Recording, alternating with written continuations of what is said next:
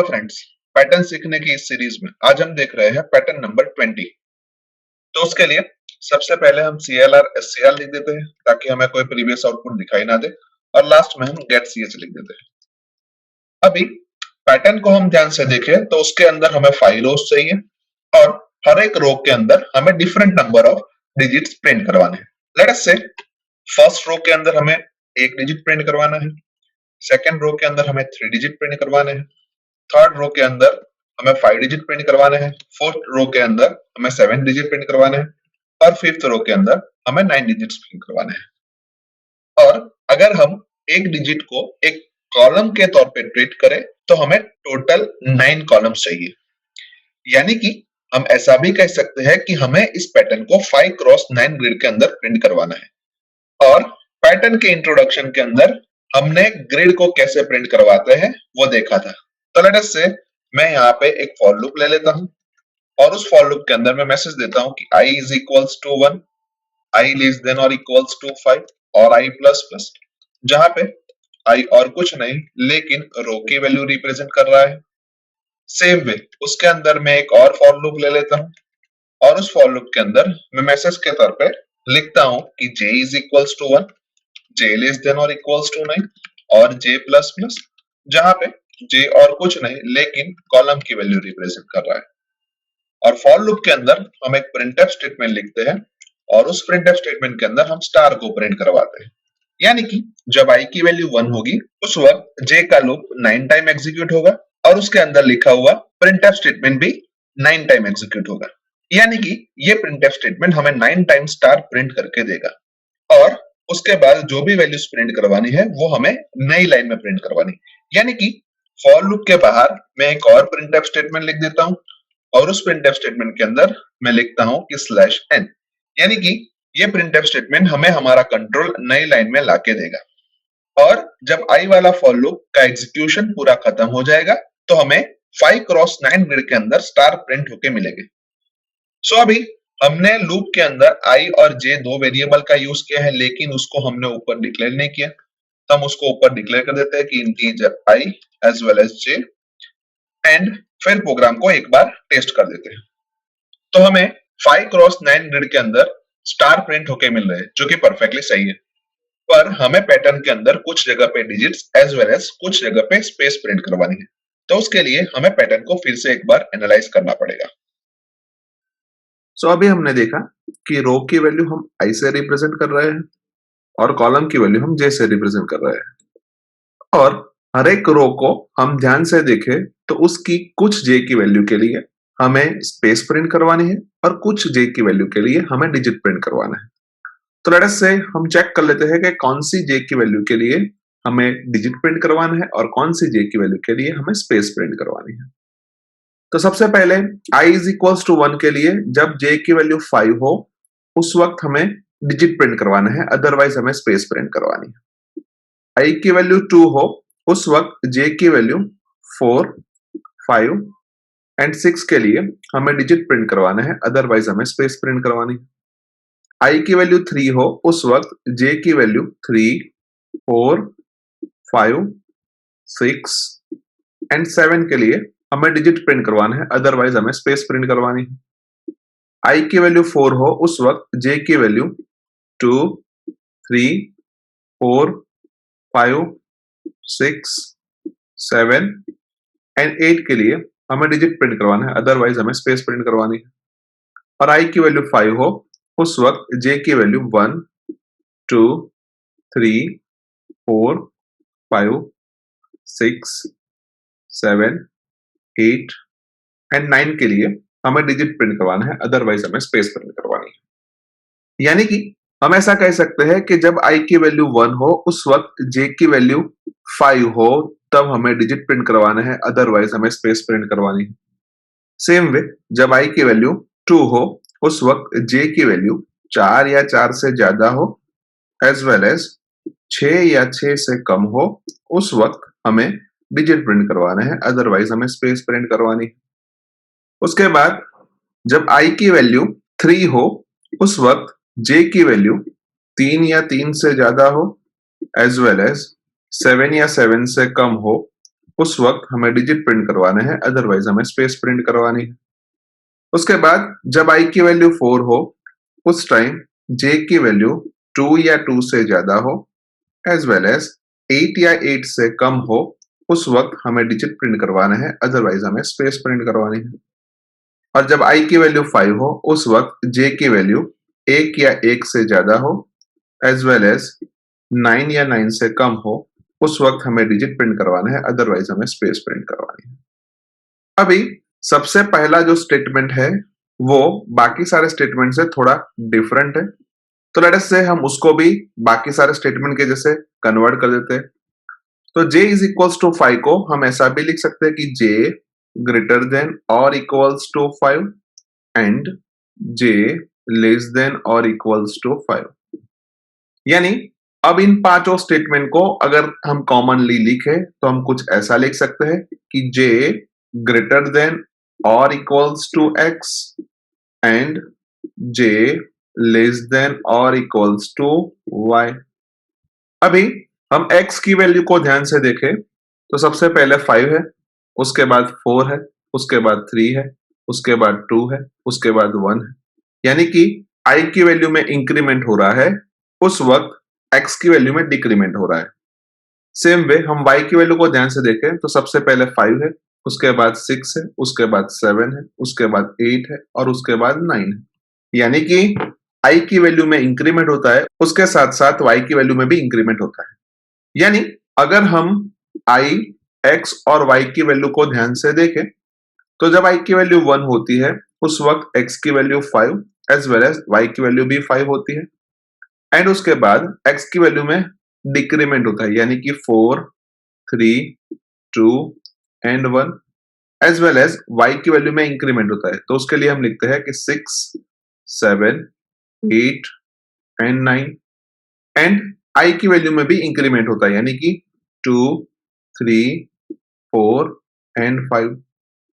अभी हम i और x का एडिशन करें तो फर्स्ट केस में वो हमें 6 देता है, सेकेंड केस में भी वो हमें 6 देगा, थर्ड केस में भी वो हमें 6 देगा, फोर्थ केस में भी वो हमें 6 देगा और फिफ्थ केस में भी वो हमें 6 देगा। यानी कि हम कॉमनली ऐसा लिख सकते हैं कि i एंड x का एडिशन हमेशा 6 होता है और अगर हम उसके ऊपर से x की वैल्यू को डिराइव करें तो x की वैल्यू 6 माइनस i होती है। यानी कि अभी जो हमने कॉमन स्टेटमेंट लिखा उसको हम कुछ ऐसा लिख सकते हैं कि j ग्रेटर देन और equals to 6 minus i and j less than और इक्वल्स टू समथिंग। अभी हम y माइनस i करें तो फर्स्ट केस में वो हमें 4 देगा, सेकेंड केस में भी वो हमें 4 देगा, थर्ड केस में भी वो हमें 4 देगा, फोर्थ केस में भी वो हमें 4 देगा और फिफ्थ केस में भी वो हमें 4 देगा।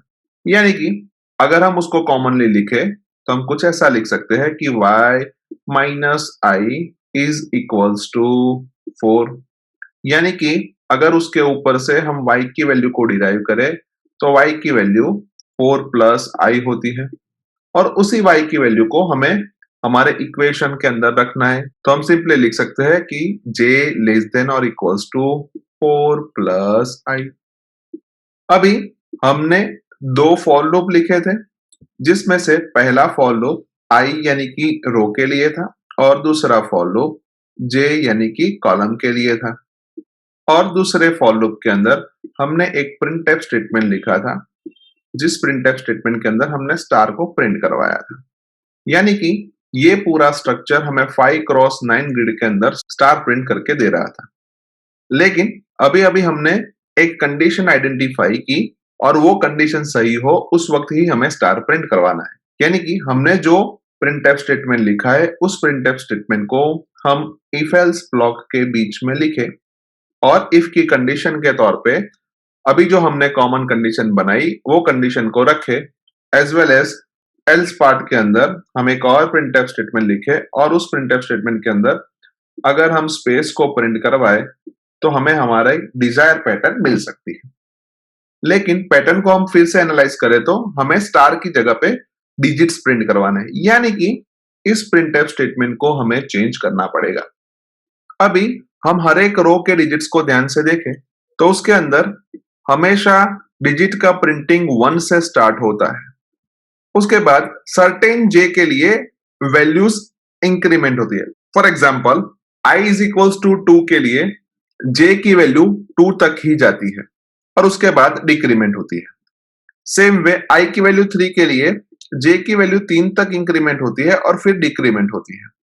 सेम वे i की वैल्यू 4 के लिए j की वैल्यू 4 तक इंक्रीमेंट होती है और फिर डिक्रीमेंट होती है।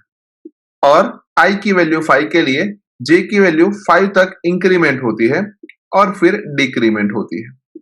यानी कि हम ऐसा कह सकते हैं कि हर एक रो के स्टार्टिंग के अंदर हम एक वैल्यू लेते हैं, लेट अस से c, और उसकी वैल्यू हम 1 से स्टार्ट करते हैं एंड प्रिंटफ स्टेटमेंट के अंदर हम c को प्रिंट करवा देते हैं।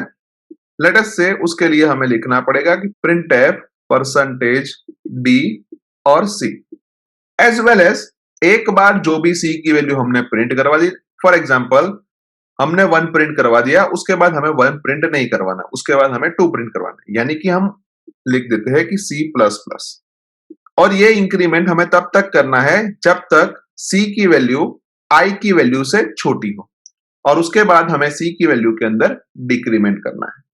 सो हम यहाँ पे एक कंडीशन लिख देते हैं कि अगर i की वैल्यू c की वैल्यू से छोटी है तब तक हम इंक्रीमेंट करते हैं, अदरवाइज हम c के अंदर डिक्रीमेंट करते हैं। यानी कि अब हम सिंपली इफ ब्लॉक के अंदर एक प्रिंटफ स्टेटमेंट और उसके बाद एक और इफ एल्स स्ट्रक्चर लिखे तो हमें हमारी डिजायर पैटर्न मिल सकती है। तो लेट अस से हम उसको भी एक बार चेक कर लेते हैं।